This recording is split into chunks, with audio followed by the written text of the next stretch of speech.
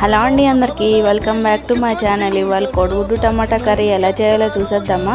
ముందుగా ఉల్లిపాయలు, పచ్చిమిరపకాయలు, అల్లం చిన్నిపాయ పేస్ట్ వేసి బాగా ఫ్రై అయినాక తర్వాత టమాటా ముక్కలు, పసుపు, ఉప్పు వేసి ఒక 5 నిమిషాలు మగ్గనిచ్చిన తర్వాత కారం వేసి మళ్ళీ ఒక 2 మినిట్స్ ఆగినాక ఉడకపెట్టిన గుడ్లు వేసుకొని ఒక 5 మినిట్స్ అలా మగ్గనియాలి.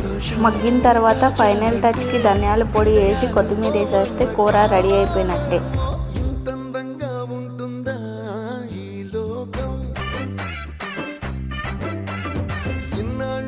మనసుకి తెలియాలేదే పాపం.